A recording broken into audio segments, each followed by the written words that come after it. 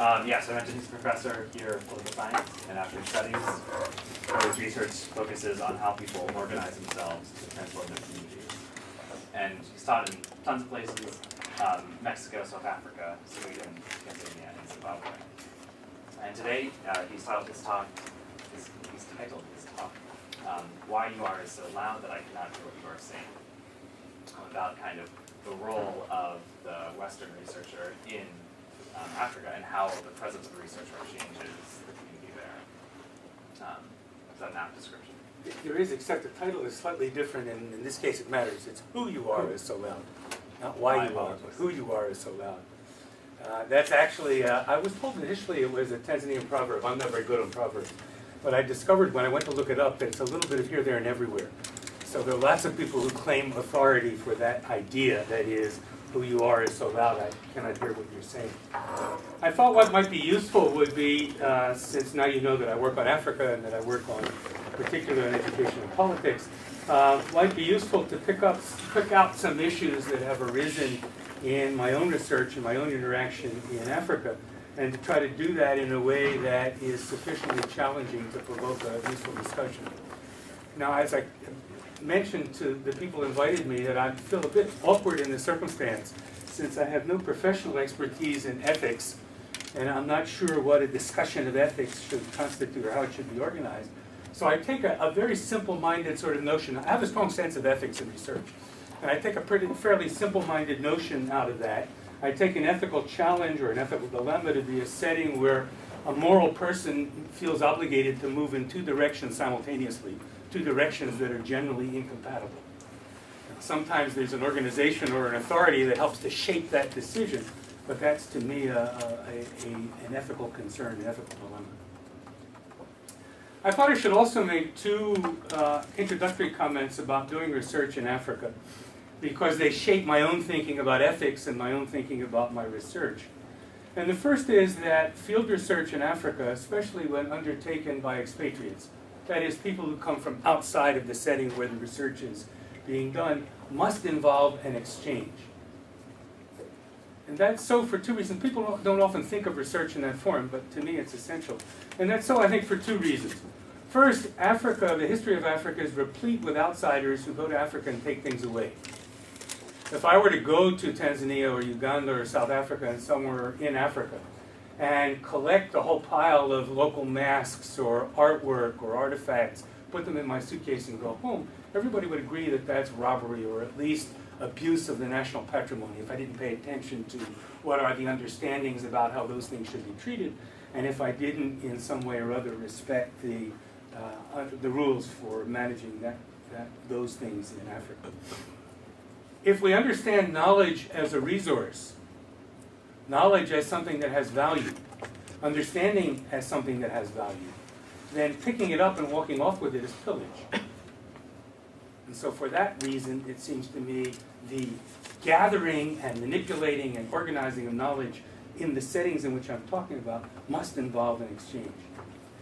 It must also involve an exchange for another reason, and that is that knowledge is constructed in that way, that is, the taking, the appropriation and manipulation of information by an outsider, is inherently flawed. Because in the process of developing and creating that knowledge, the process is one that subordinates and disempowers and silences local voices, and therefore makes the knowledge-generating, creating process itself at best partial and incomplete. So to put that more positively, I start with the notion that creating knowledge is a cooperative endeavor that requires an exchange. Exchange in its own turn requires some notion of fundamental equality, which requires finding a basis for constructing that equality in a situation in which at the outset the people involved are not and do not see themselves as equals. Often that leads to collaboration with local people, especially scholars. Indeed, in contemporary Africa, it seems to me that may be the most important role for an expatriate researcher, in developing that capacity with colleagues in Africa.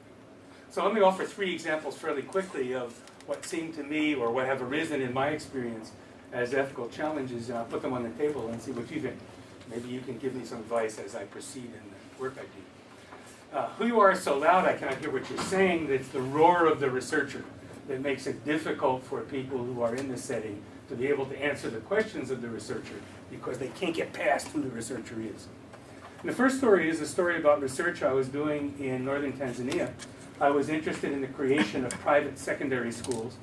I had in mind a fairly straightforward sort of research design in which at a certain point in the research process I would recruit some secondary school students to help me gather some information, to ask questions, to review some documents. I approached a secondary school headmistress with whom I knew and asked her to recommend some students who could work with me. She, a very enterprising person, reorganized my research by insisting that the people to work with me would be teachers in the school, not students. Indeed, fairly senior teachers, one the deputy head of the school, one a department head. And that immediately changed the research process. Her idea, just to be clear why she did that, her idea was that if the teachers worked with me, they were already on the payroll, and I wouldn't have to pay them. I could then use the money that I had allocated to pay the research assistants to buy a set of textbooks in Nairobi and ship them to her in northern Tanzania.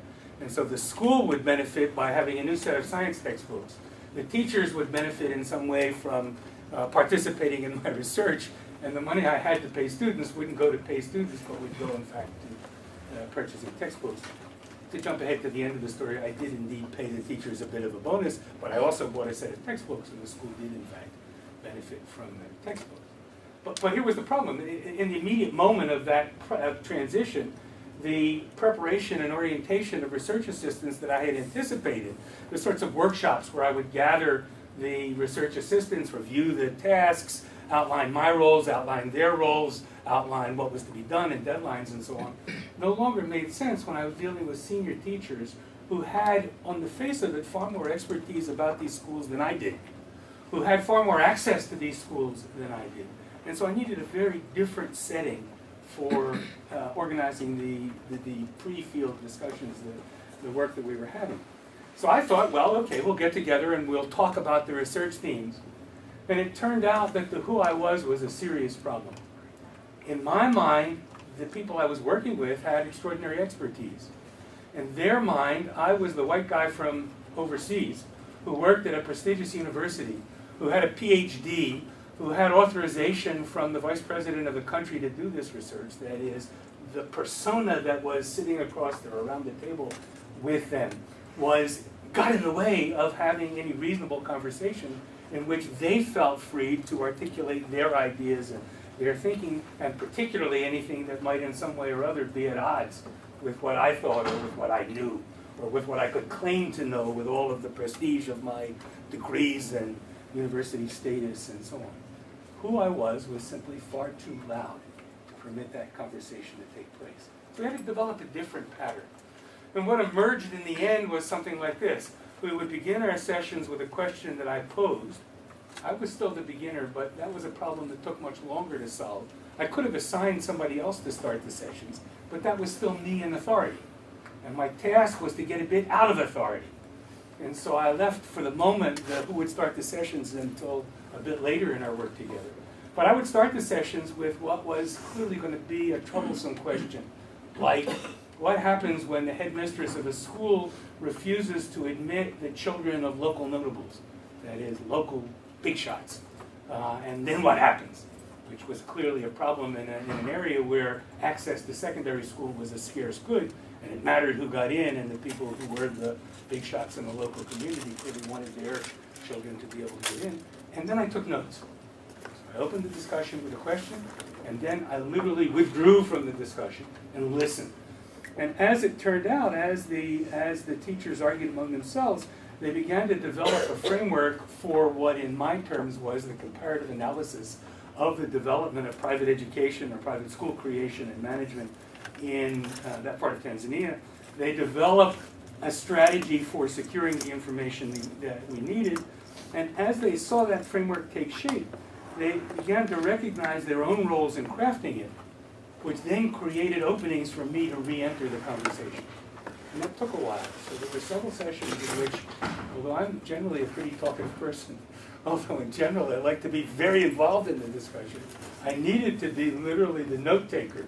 And I could, at the beginning of the next session, summarize my notes and pose another question. and leave it to them. After some initial discomfort, they saw some utility in my challenges to what seemed to them to be obvious.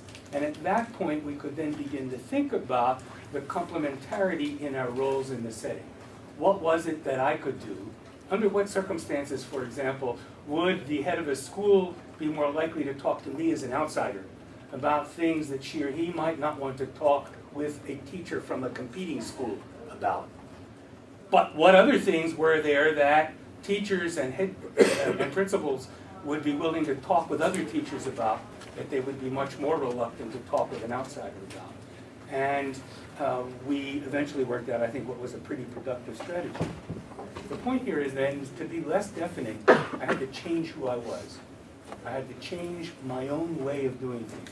I had to change the persona that I carried with me into something else, and that had to be a genuine process. Not deceptive or play acting or manipulative, because that would have destroyed or undermined the trust that was needed for us to proceed. And it seems to me that raised two ethical issues that I put on the table for our discussion, and then I'll offer two other examples. One is that, on the one hand, I needed to comply with the rules and the expectations of the funding agency that had provided funds for this research, to which I had presented a clear outline of what I was going to do and how I was going to do it. And on the other hand, in order to do what I intended to do, I needed to depart pretty dramatically from my proposal. I had to depart pretty dramatically from what I had said I was going to do. And so I had an obligation to the funding agency to maintain consistency with my research design, but I had an obligation to the research process and to the local setting to change it very dramatically. That's somewhat minor in my mind, because I think there's a resolution there. More important, it seems to me, there's an issue here about, on the one hand, maintaining my own sense of direction, maintaining my own sense of insight, my own sense of what's important, my own sense of how to go about gathering information. And at the same time, yielding control to people who, when they exercise that control, might marginalize me entirely. That is, yielding control to people whose approach, whose orientation, whose own insights might eclipse or undermine or effectively preclude my own. So I needed to go in a direction that enabled me to play to my strengths, and I needed to go in another direction that said, I'm yielding control to some other people who might well say, your role is really very different from what you thought it would be, or should be, or could be, or ought to be. Move over and let us move on with what we're doing. Second example. This time I'll transfer the focus a bit to talk about a research setting in which the researcher, the primary researchers, were students, not an academic staff member. This was about Stanford students in South Africa. As many of you know, it's now, I look back at my own years as a student, and I'm absolutely envious of the ability of Stanford students to be able to be in Africa 2 or 3 times by the time they graduate. I felt particularly lucky to be able to do research for my doctoral dissertation in Africa. I had colleagues who couldn't manage that. So we know that there are now many Stanford students who go to do research in Africa. And on one occasion, I was working with some undergraduates in Africa, and the goal was to do some research in a fairly poor community in South Africa on the people in the community and how they were organizing their lives in difficult circumstances. And I arrived one morning for a field trip, a kind of a sounding things out field trip, in which we were to get to know local people and work on the details of the research strategy. And several female Stanford students showed up in Stanford t-shirts and shorts in a community in which essentially all of the women in the community, younger and older, wore dresses, however worn, however patched, however old, however many years they'd been in service. Nobody was wearing shorts, certainly not a t-shirt and shorts, certainly not a way of presenting oneself that was regarded as flaunting, was regarded as provocative in that setting. So here we were in a setting in which the goal was to secure access. The goal was to win the trust of local people and ask them questions about their lives and lifestyles. And there were some Stanford students whose self-presentation was so loud, the who I am, here's who I am, was so loud that literally the local women had trouble hearing what the students were asking. Or if we change the metaphor, it was as if the Stanford students had giant bright lights that they were shining in the lights of the women they wanted to talk to. Lights so bright that the women shrank back and couldn't see clearly who they were talking with and what they were being asked and how they might answer. Now, in this setting, the Who I Am again made research, effective research, impossible. And we could regard this, I suppose, simply as the insensitivity of some novice researchers, young people, that could be corrected or managed with more or better preparation that was an unfortunate misjudgment that could be readily modified. But it seems to me that misses several important threads in the story. One set of threads relates to Stanford and other elite universities, which encourages a significantly aggressive, assertive, self-confident approach to innovation and to knowledge creation. It's clear when you're a student at Stanford that the way to get ahead is to be the person who differentiates herself from the others, not the one who melts into the crowd. Anybody who succeeds in this environment has already done that through secondary school, learns how to do that and gets rewarded for doing that at the university level. This is not a place that rewards people who disappear into not able to be seen. This is a place who rewards people who stand out and flourish. This is a place that argues regularly that fretting too much about what others are doing and about local sensitivities will stymie innovation and will constrain genius. Look at the publicity that Stanford offers about what it's very proud of in its recent work, and a whole lot of it is about precisely that. Charging ahead with a good idea and trying to make a good idea work, and not spending too much time worrying about whether or not there's somebody else who has that idea, or somebody else who's working in that terrain, or somebody else who's doing something that might in some way or other connect with that. In that sense, arrogance and self-promotion, though of course they're distasteful when I use terms like that, are essential ingredients, are understood to be essential ingredients of effective problem solving. It's the Steve Jobs model. Those of you who've done a bit of reading about Steve Jobs since he passed away know that that was very much his style.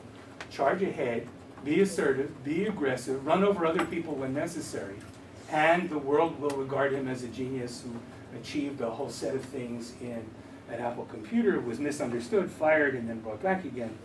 And that is a strong thread in the background that Stanford students bring with them when they come to a research setting.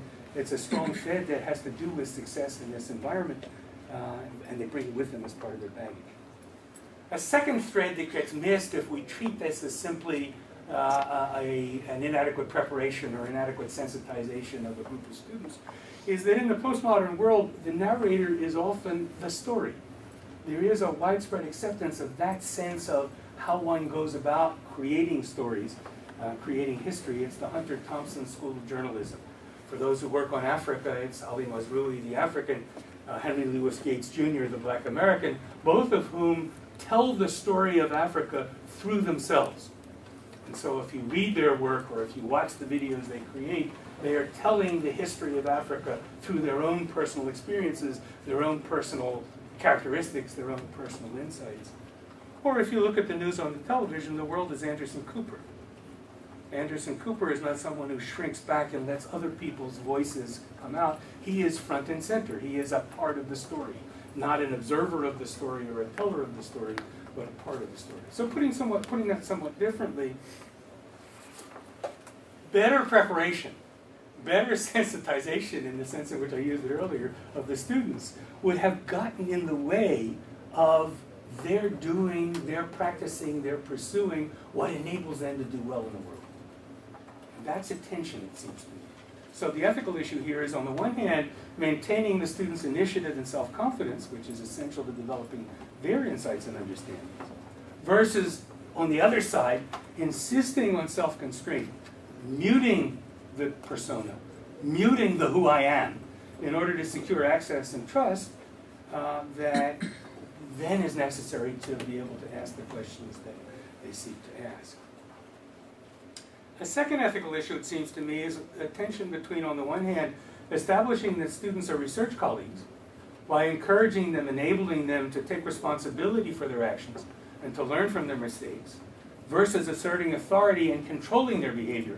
That is, asserting my authority and controlling their behavior in order to protect the research setting, but at the expense of the student's own initiative and responsibility.